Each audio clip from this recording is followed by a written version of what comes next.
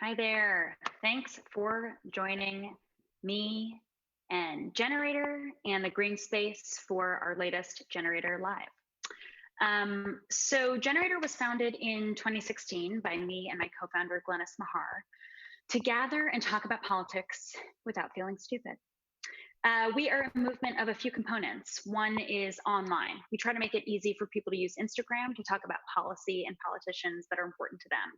And then we have some IRL, AKA in real life components. One is a talk series, Generator Live, which this is the online version of. And we also throw voter empowerment dance parties called Jenny Socials, where we dance for 10 to 15 minutes, get out of breath, and then we talk about the upcoming election information that people need to know. And then we dance, we rinse and repeat. We do that over the course of an hour or two. So we are so lucky today to have Eric Holder join us for our Generator Live. We feel so lucky at Generator to be able to call Eric a friend and to have his guidance for what we're trying to do here, which is to define minimal civic engagement and raise the bar off the floor to embody that. Mostly for Gen Z and millennials, but really anybody who wants to engage in minimal civic engagement, we are here for it. So Eric Holder helps us do that and makes that accessible for normal American people. Eric, if you don't already know, is the former Attorney General under President Barack Obama from 2009 to 2015. Amazing. And what's like superhero status to us is that Eric is fighting voter suppression and gerrymandering in the realest possible way, more than anyone in the country. He is the number one person creating voter empowerment in this country. So he does this in two ways. The first is that Eric has this organization called the National Democratic Redistricting Committee, where he has an army of lawyers who sue gerrymanderers at the state level. Amazing, so badass. This is like, I mean, it's superhero shit. And then he empowers the people to fight voter suppression, just normal Americans like you and me, with the activism arm of NDRC called All on the Line. So we know from our prior talks with Eric Holder how dire the situation in America for voter suppression is, but damn, we are in a new situation than we were before with COVID.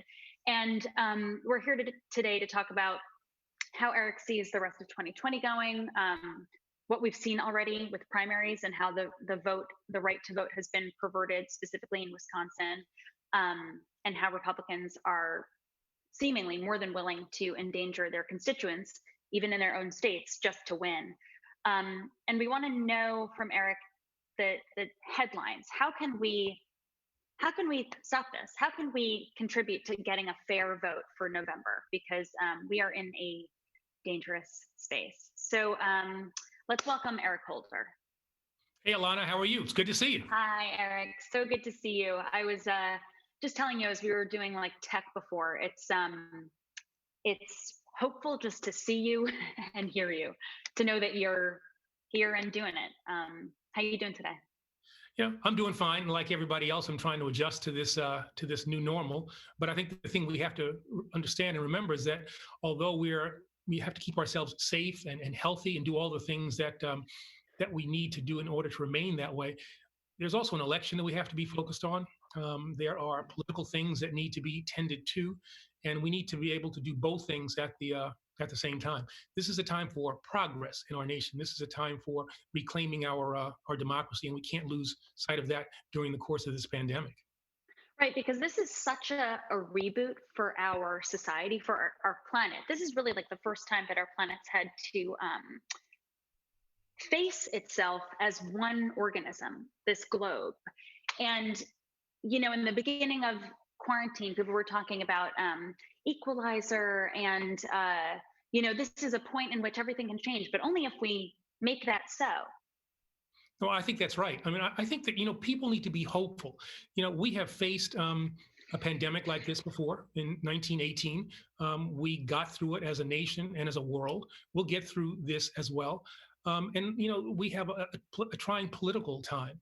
We have a president who has shown, I think, pretty gross incompetence when it comes to dealing with the pandemic. Has really come up with a whole range of policies and pronouncements that are inconsistent with the will of the people, and so that has to be fought as well. But it's not the first time that we've had to try to overcome a bad political situation in Washington, D.C. We had a very successful civil rights movement. We've had a women's movement. We've had a gay rights movement. I mean, the American people, if focused and if mobilized, ultimately will win. And that's one of the things that we have to continue to do. And one of the reasons why I like talking to you and to all the young people who you bring to the table, who underestimate their power. Young people underestimate the power that they have. Young people now are the biggest voting bloc in this country. And there is power there. There's also a responsibility there to use that power to make our nation better. It's like Gen Z and millennials combined could be the biggest voting bloc in America. And it's really that is the equalizer, not COVID, because COVID is proving how rich people are safer and poor people are less safe. But it's the vote. That's what actually makes America the coolest country.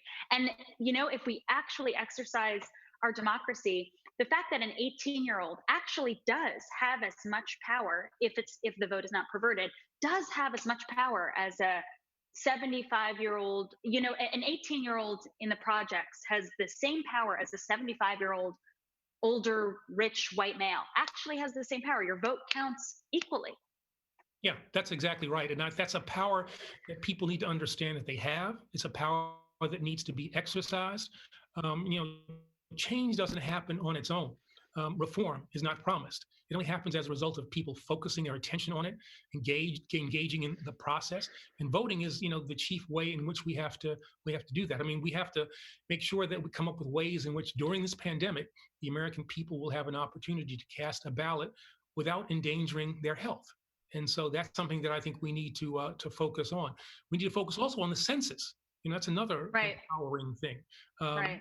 Everybody should have gotten, these census forms.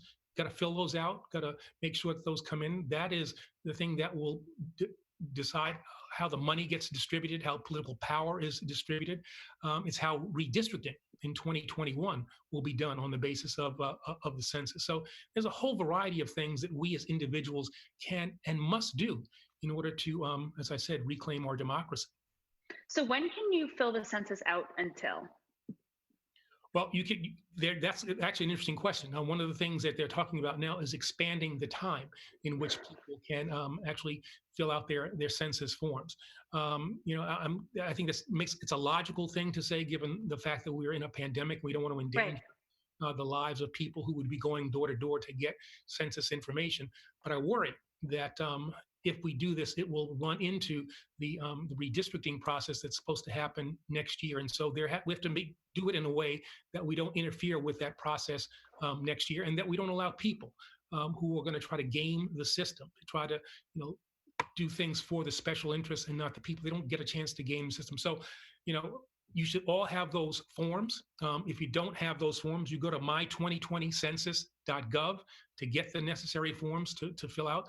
And it only takes, 10, 15 minutes, if that much, to fill them out. Not even that much. And also, like, when I filled it out, it was, I filled it out for me and my husband. It's for the household.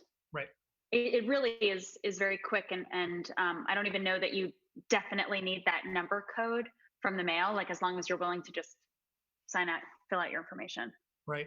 It's something that, as I said, it's relatively easy to do. It's painless, but it is unbelievably important. And it is one of those things that empowers individuals to really direct the way in which government is going to deal with a whole range of issues. So fill out those census forms. As I said, go to my2020census.gov.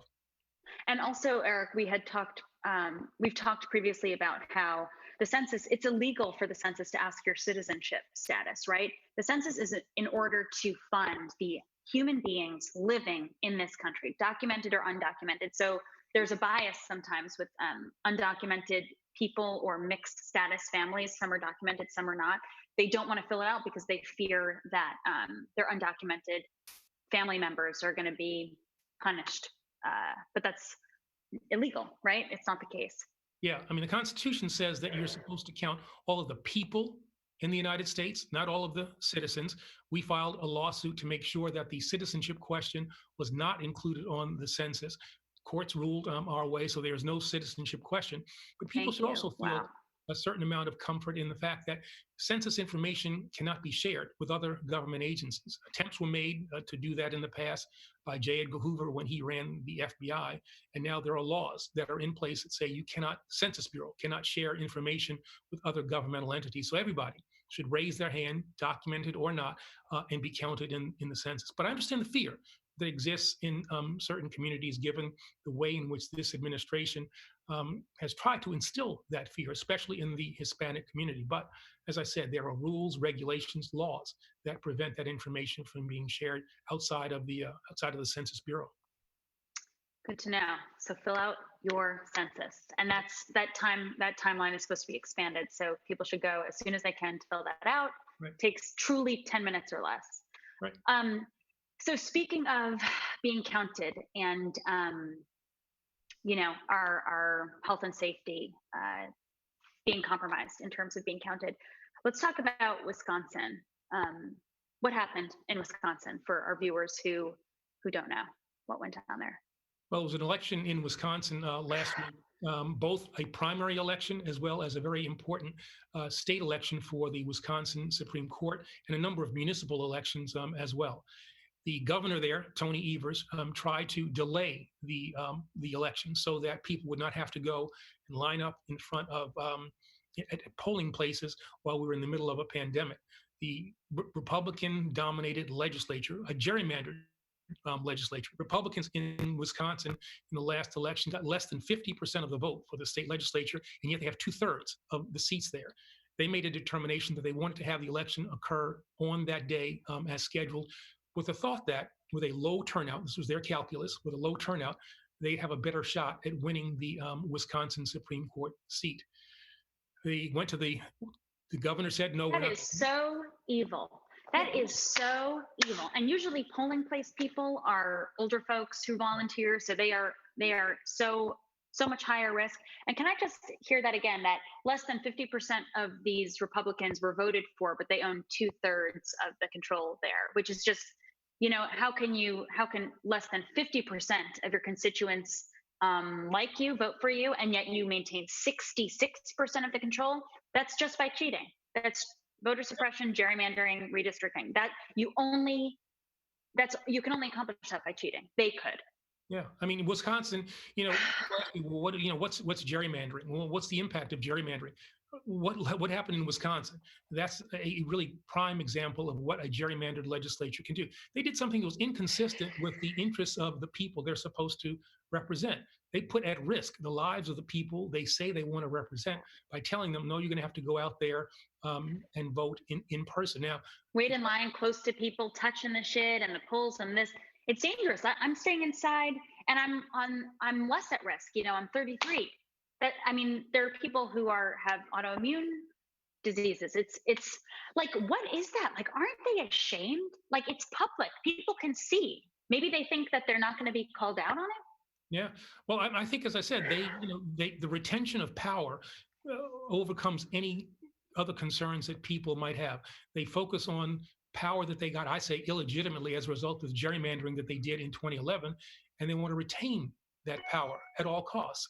And when I say at all costs, I mean, this is a dramatic demonstration of at all costs means at the cost of people's lives. Now, it'll be interesting to see, let the epidemiologists look at what's going on in Wisconsin after what they forced to have happen last week, and whether or not transmission of the virus happened, whether we see an increase in the number of COVID-19 cases in Wisconsin, and also that they could win that Wisconsin Supreme Court seat, which they did not win because people came out, got absentee ballots, flooded the place, and the Democrat, the progressive, won that seat. Wow. Yeah, so it ends up being a good news story, at least so far. But as I said, people will put at risk, and we won't know the impact of that in-person voting, for at least 3 weeks. Wow, that is wild. And amazing. Like Wisconsin, this swing state, but they came out and voted for the progressive Supreme Court justice. That's Yeah. That is hopeful, but it's disgusting. It's vile. The fact that we have to ask the epidemiologists, well, did this, it's so shameful, but LOL, they didn't even win. Yeah. Haha, joke's on you. Win, You can't even win. but that's an example of what we have to be prepared for in November, because the pandemic's likely to come back. If we know anything from the 1918 pandemic, the second wave was more deadly than the first one. And so we have to prepare our nation to be able to vote by mail, to vote at home is what I like to call it. We need Congress to appropriate about $4 billion to the states to make that happen. We need to make sure that people have the ability to get ballots in the mail, return them in the mail. We need to have registration done online or same-day registration. We need to make our polling places safer so that, as you said, elderly people who are manning the polls or people who are just showing up to vote, there's going to still be a need for in-person voting for a variety of reasons. We got to make that safe. And then we have to educate people about all the possibilities, these new possibilities that I think ought to be put in place so that people understand there are a variety of ways in which they can cast a vote. President Trump said that if you do vote by mail, Republicans will never win. Well, that's not a basis to oppose it. You ought to change your policies. But beyond, well, I mean, yeah, right. It's the proof that they have to cheat in order to win. That they are not winning without cheating. Cheating being gerrymandering and redistricting. Yeah, I mean, Democrats want to have as many people vote as is possible. Republicans want to choose the people who should be allowed to cast a ballot. But what he said is really kind of inconsistent with the facts. We've had in-person voting in Oregon for a number of years. It's fine. They're moving to that in Utah. They use it in Florida, where he is actually using an absentee ballot to vote. And it's been done there without any fraud and without indicating that it favors one party over the other. It just makes it easier for people to vote. And in this pandemic, it makes it safer. Safer, right. So you're talking about all these measures that it would take to protect the right to vote and get vote by mail or voting at home.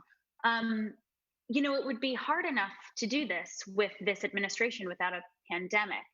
How are we going to get this done? I know in the triage bill there was $400 million allocated to voter protection, and Vote Save America. So I'm on their email list, and I saw they were like, call your representative, and I call Kirsten Gillibrand and Senator Gillibrand and Senator Schumer, and I'm asking for $2 billion. We have 400 million. That's whatever, almost 20% of what we need. Is it money? Is it calling? How can we actually get this done? How can a normal American who isn't entrenched in activism know exactly what's going on? How can we get this done? Well, I think that, we've got to make sure that the politicians understand this is something that we're looking at. This is something that we care about. Make your voices known. And as you did, call up your congressman, call up your senator, send texts, send emails, send letters. Make sure that they understand that this is something that is important. We have a grassroots organization that is associated with the NDRC. It's called All on the Line.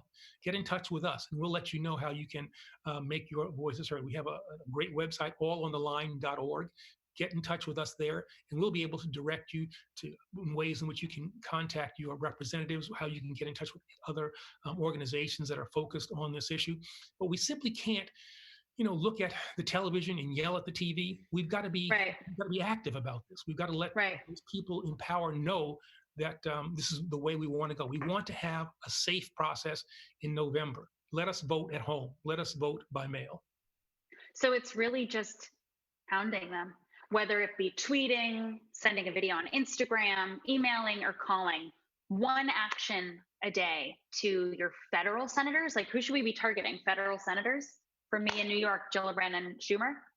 I think not only people at the federal level, but people at the state level as well, because elections are actually controlled by state authorities. So getting in touch with your Secretary of State in your state, your governor, your state assemblyman, your state legislator, your state senators, getting in touch with all of those people to make them understand this is something that we want, and make them also understand. If you don't follow the will of the people, there will be an electoral consequence. If you don't stand with us now, we won't stand with you come November. Gotcha. And state ledge is where that's at, and governors. So, what's your sense of out of the 50 states, who's going to be fighting for vote by mail? I mean, it's certainly not going to be done federally, right? I mean, Trump wants to fight it at the state level.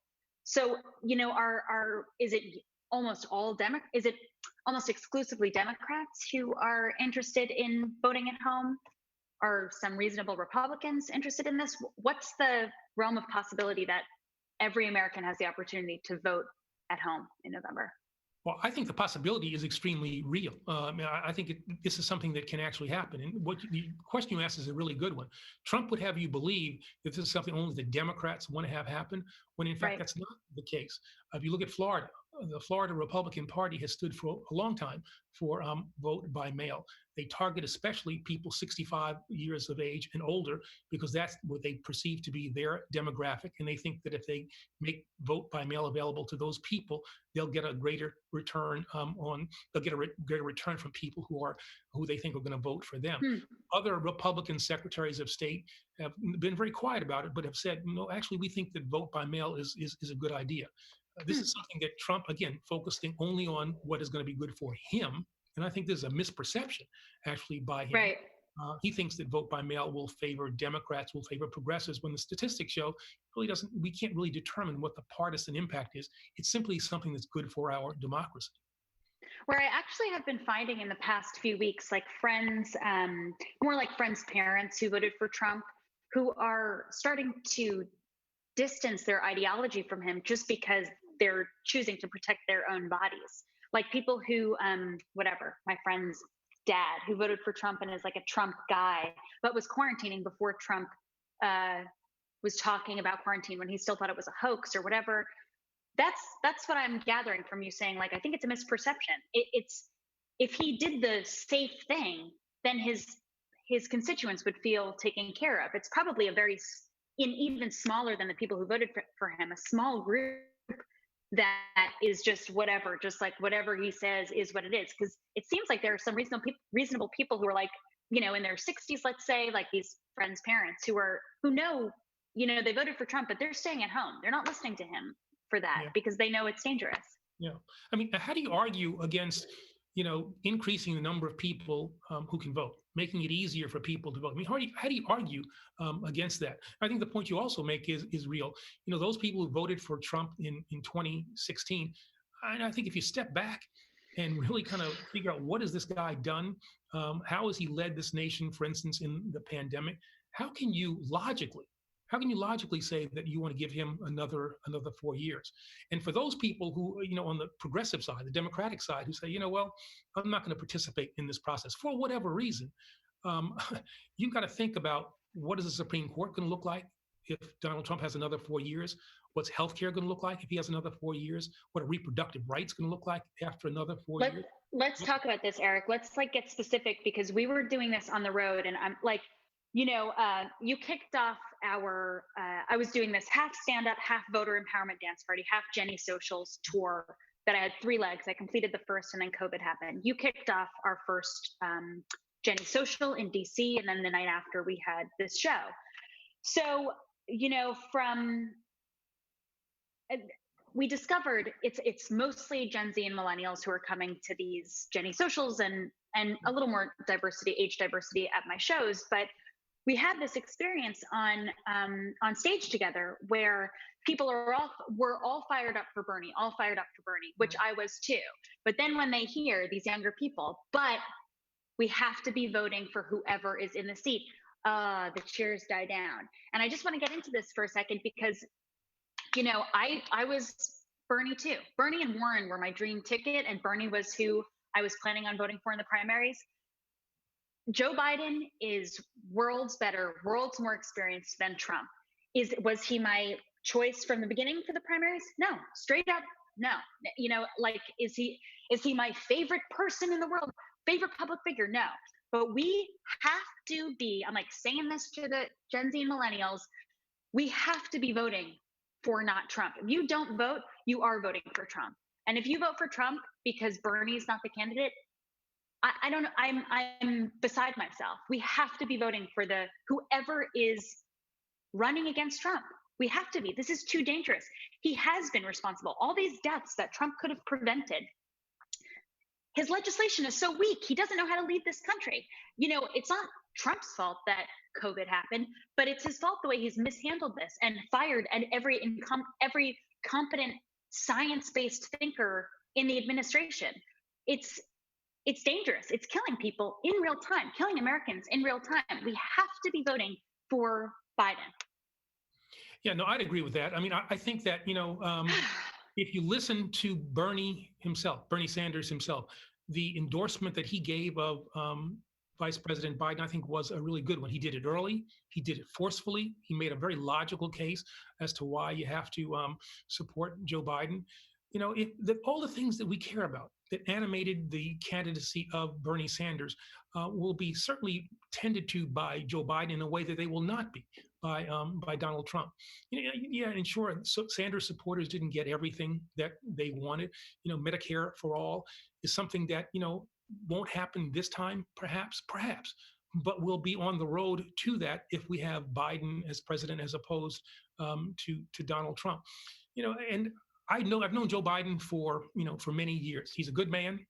He cares about the people as opposed to his own special interests. He's not a captive of the special interests.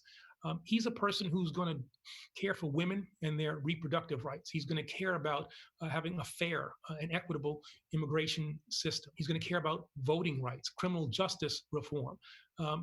He's all the things that I think all Democrats, all progressives can get behind. And the point that you make, I think, is a really good one. If you don't support Biden, if you stay away from the polls, you are in essence voting for Trump and for all that he stands for. And that's not who we are in the progressive movement. That's not what we want. I've supported candidates in the past, who didn't get nominations, who didn't get selected. Right. The primary process didn't mean that I didn't go to the polls then and vote for the Democrat who was selected. At the end of the day, this is the question now. We have to let's fast forward to where we are now, where we're going to be in November. This is a binary choice. You stand with Biden and all that he stands for, or do you stand for Trump and all that he stands for? You have to participate. Right. And it's, as I get older, I'm able to hold more how the slow build of the progressive movement.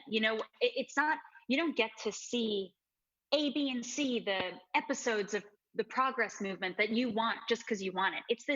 It's this build. We're building a house here in this country. And, with Trump, it's like, I'm not impressed by the kid on the beach I'm impressed by the kid on the beach who's building a beautiful sandcastle. I'm not impressed by the kid who stomps on it. I'm like, that kid's a dick. Like, that kid doesn't have skills, I understand how younger people get incensed, people younger than me who get incensed, but it's this long, slow build that has been pushed back so far at this insidious level, the level that you and your team of lawyers understand to fight. But it's this stuff that, like, the average American, like, we're not seeing all the evil, like, legislation in the courts and the votes passed at 3 a.m. or whatever. But the people have to do the broad things that are right in order to support the experts to execute. Yeah, progress doesn't happen overnight. It tends to take time. I mean, President Truman, back in the late 40s, talked about having health insurance for all of the American people. We got to Medicare and Medicaid in the 60s. We got the Affordable Care Act with President Obama. We're getting closer to the place where we need to be. And so I think people need to understand we don't need to have to wait, from like Harry Truman times. So we don't have to have that long a period of time to get to where we want to be when it comes to universal health care. But we have to understand it doesn't happen overnight. We have to build, like you said, there are links. Civil rights movement, it didn't end segregation overnight. It was part of a process, part of a struggle.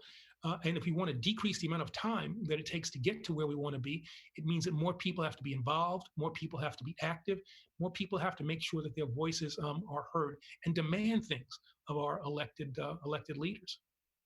So we talked about demanding voter protection, voting by mail, voting at home. And I can wrap my head around that. I can wrap around like one action item a day, reaching out to a rep. There's tons of reps. You can look them up. So say we do get voting at home. I'm starting to understand that the USPS, the US Postal Service, is being threatened, Right. which seems very connected to the Trump's resistance to voting at home. What the hell is going on with the Postal Service, and how can we fight to protect that? Yeah, I mean, this guy will do anything that he can to try to make sure that things happen in a way that he thinks is going to be in his best interest. And so now, if we have vote at home, if we have vote by mail, we need to have a functioning, well-funded United States Postal Service. And, this is an institution that Ben Franklin helped put together at the beginning of this republic. It's something that really kind of binds the nation together. And so Trump doesn't want to. In the first stimulus bill that came out, he said he would veto the bill if it contained any money for the Postal Service. Well, there's another one. We've got to make our voices heard. We've got to push our elected leaders to include in these reform measures, these stimulus measures, these relief measures, money that needs to go to the United States Postal Service. These are people who are braving, they're out there now, and they're risking their lives to deliver the mail to us and all the other things that we're getting through the mail. It makes life, pleasant for us, necessities that we need that we're now getting through the mail. And one of the things that's going to be incumbent upon the Postal Service is to be very effective in November when it comes to the election. So again, write your congressmen, write your senators, make sure that they include in these relief measures adequate financial support for the Postal Service. These are people, a large number of them, a disproportionate number of them are people of color who are out there delivering the mail, sorting the mail, doing a whole variety of things that puts their health at risk so that we can endure, the things that we're having to as a result of this pandemic. So support for the Postal Service is something that has not gotten the attention that it needs. They need more money. So when we call, tweet at them, email, make a video, whatever people are comfortable with, let's say it's one quick action a day. Right. I demand, I'm Ilana Glazer, I'm a constituent from New York, and I demand that you protect the Postal Service and protect my right to vote by making voting at home a reality in November. And if not, there will be electoral consequences. Right. And don't underestimate the power that we have. I mean, it's real. The women did not get the right to vote because men decided, all right, this sounds like a good idea. Right. Women got the right to vote because suffragettes made their voices heard and demanded the right to vote. And that was how power was given to the women in this country. Too long denied them. Civil rights bills were not passed because white folks in this country decided, okay, let's, let this be a good thing. It's because people of color, as well as white allies, demanded that those kinds of measures be made into law. And that's the same kind of thing that we have to do now. We need vote at home. We need support for the Postal Service. We need an end to gerrymandering. We need an end to voter suppression. We have the power, but the power is only there if we use it, if we do the things that we need to do to make use of that power. Change doesn't happen on its own. Can I ask you, with the Postal Service, if there was no Postal Service, what is there? Just corporate mail? Yeah. So it's just for profit. It's an extension of Trump's values, which are keeping himself in the spotlight as number one clown while he's filling the pockets of the richest people in the world. It's just, right? I mean, it's just it's for profit mailing companies. That's crazy. Yeah, I mean, that is, of course, it's nuts. And, think about that. Think about, Insane. this is one of these governmental functions that we just kind of assume. We don't even focus on. It's just a part of our lives. We assume it's always there. So, but imagine this, a Postal Service that, is cut back drastically or that no longer exists. And then we depend, as you said, on private companies to deliver the mail at what price? And then the profit motive rears its ugly head, and that probably drives up costs and probably. It's crazy. Only like rich people can send a package or a letter. It's insane. And also, it's true. Go ahead. If you're looking for mail in underserved communities, if you're trying to get a letter on an Indian reservation, something like that, where the Postal Service goes, a private entity is going to be going to those places where they're not going to see a return on their investment.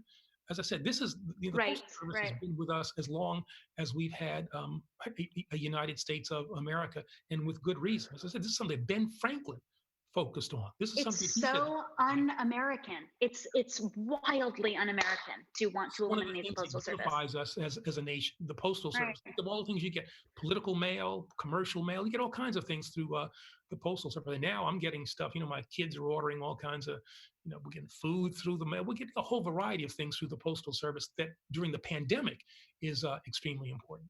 Right. Um, so just to talk some quick strategy, the NDRC is targeting 12 states, specifically targeting 12 states during this election cycle. Run us through these gubernatorial races, the state legislative chambers, and there's one down the ballot race you guys are targeting. Yeah, we're focused on in those 12 states on electing primarily at this point state legislators. We had a really good cycle in 2018 where we elected a number of governors in states. The reality is that to have a successful redistricting process in 2021, we need to have a seat at the table. So we need to have either the governor or one of the two houses of the state legislature so that progressives, Democrats can say, wait a minute, Republicans, you're trying to gerrymander here. You're not going to be allowed to do that. So we have to be at the table. And so we're looking at those states: Texas, Florida, Georgia, Ohio, Pennsylvania, Michigan. There are a whole variety of states. You can go to our website, NDRC, at the NDRC website, and find out the states that we are, in fact, targeting. And so what we're trying to do is support candidates for those seats. Candidates who will say that they will stand for a fair redistricting process. Gotcha. Candidates to sign a pledge that they will stand for fair redistricting in 2021. We need 9 seats, for instance, in Texas to take over the Texas State House of Representatives. And that would give us a seat at the table along with the Texas Senate and the Texas governor so that we can draw fair lines, not partisan lines. And I really want to emphasize that. This is not an attempt to gerrymander for Democrats. It's simply to make sure that the lines are drawn in a fair way. If they're drawn in a fair way, progressives and Democrats will do just fine. And reverse what the Republicans did in 2011 when they came up with this line drawing that led to the results like we have in Wisconsin. Again, less than 50% vote for the state legislature, and 2/3 of the seats go to that minority party. Right. Democrats just want fair voting.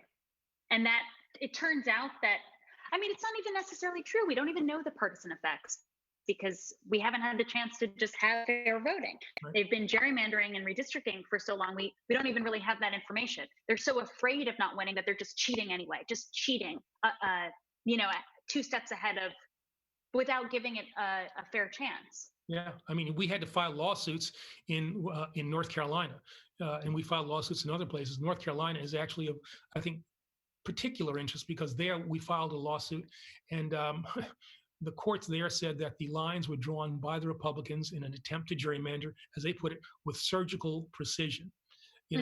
So we said, no, you shouldn't be allowed to do that. We sued under the North Carolina Supreme Court. The courts agreed with us. And so new boundary lines are in place already for the federal election that will occur there for the Congress. And we'll also be going back to sue if necessary with regard to how the state legislature is drawn up in North Carolina. We've been successful in cases that we have brought before the courts. We've been successful in our electoral efforts.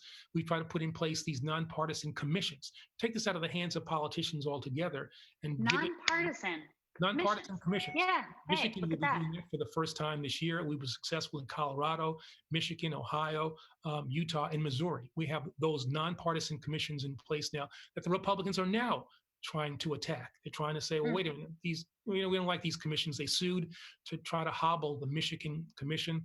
The federal courts just last week said, no, can't do that. Commissions were voted on by the people, and those commissions, the commission in Michigan should stay in place.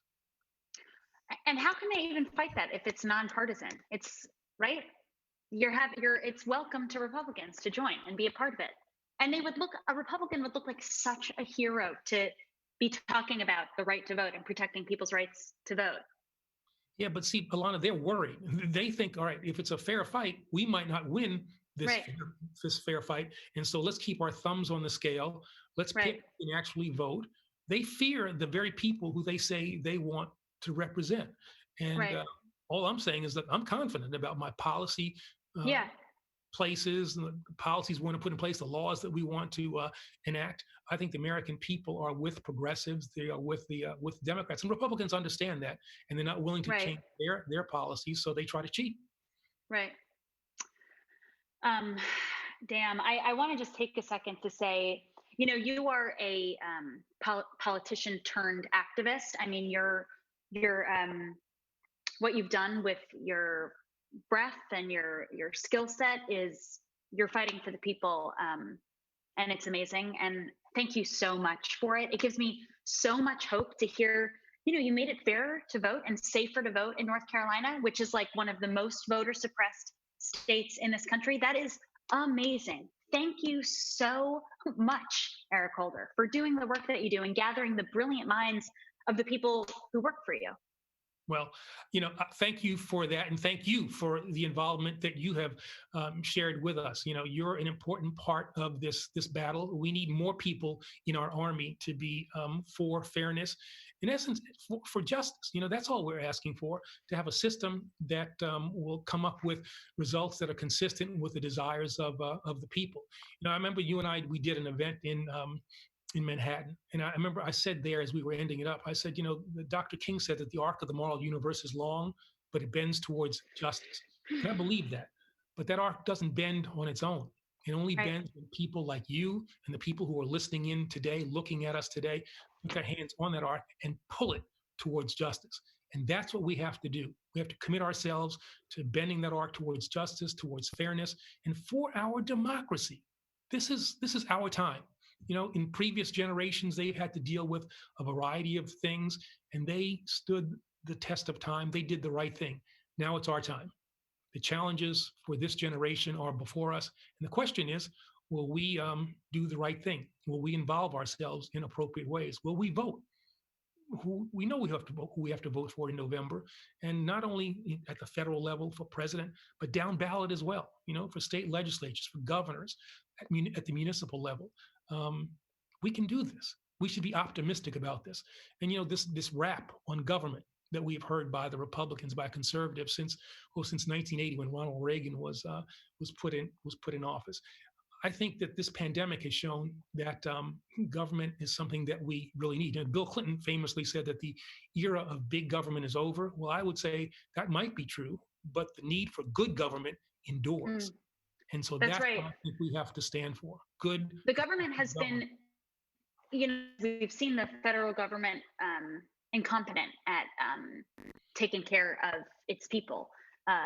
We've seen state government step up, and it's been amazing. I think people have felt really connected to their more local government from this pandemic, because they see that this Cuomo, this love of Cuomo that's happened in New York, because thank God we have someone with sense. And Jill Brandon Schumer, I trust and I'm so grateful to, for taking care of us, because it's not Trump in charge. I mean, I'm so grateful to the government, and it deserves to be celebrated. This intricate system that is mostly set up to take care of the American people. It's the perversion of it that's messed up, but it's mostly set up to get people the health care and provide wellness. Yeah, I mean, there's a stark contrast. If you want to see government working, look at what these governors are doing. And this is just not Democratic governors. I mean, you look at Governor Hogan in Maryland, Republican. You look at Governor DeWine in Ohio, Right. Republican, doing a really good job, along with Andrew Cuomo, with Jay Inslee, the governor in California. These are folks who are doing a great job. And it's a stark contrast. Watch Andrew Cuomo in the morning, watch Donald Trump in the evening, and you see government working, and then you see government being ineffective. And I think that contrast is one that should not be lost on us, and also should demonstrate to us that good government will serve the people in the right way. And it means we have to put the right people in place to make sure that at the state level, as well as at the federal level, we have people who will be beholden to the people and not the special interests. We need competence. At a base level, Right. we simply need competence. And we can do this. We can do this, folks, but it won't happen on its own. So our number one thing is just reaching out to any and every representative at the state level and federal level to demand they protect the Postal Service and voter protection and make voting at home a reality in November. Yeah. And if they don't, there will be electoral consequences. And it's just, one a day, one rep a day is more than none that most people are doing now. Yeah. So just highlighting that. And I think that what you said there is really important. That's not a hard thing. Everybody should wake up and say, what am I going to do today to try to make sure that our democracy works better? It may simply be a tweet, a letter that you're going to send out to your congressman, a phone call that you're going to make, something. Just one thing a day. And at the end of every day, you should ask yourself, what did I do in this past 24 hours to make this system work better?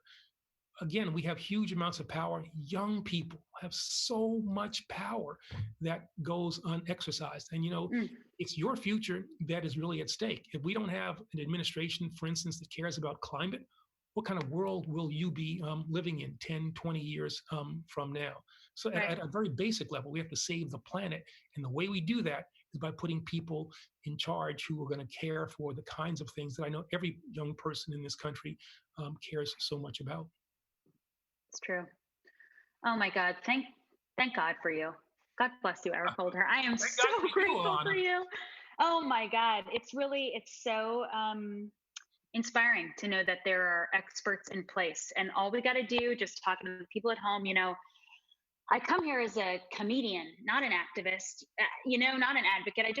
I'm just curious about this stuff. And I want to know, as an average, I'm good at comedy. I'm pretty average in most other ways. The average thing that the minimal thing that the average American can do is tweet, email, call, whatever. Just reach out to a state rep once a day, once a week. Start with once a week. I don't even want to over commit anybody, but it's the experts like you, Eric, that we have to support just with our broader, more basic actions. Well, I've had a number of titles in my life. I've been a U.S. attorney, I've been a judge, I've been a deputy attorney general, I've been attorney general. But the title that I have now, I think, is the best one, the most important one. I'm a citizen Eric Holder. And that's a title that all of us have. There are no average Americans. You're doing extraordinary things, Ilana. You're doing extraordinary things. I'm proud to call you a friend and a colleague. And I think that, we need to have more people with us who we can call colleagues and friends who are going to commit themselves to this struggle.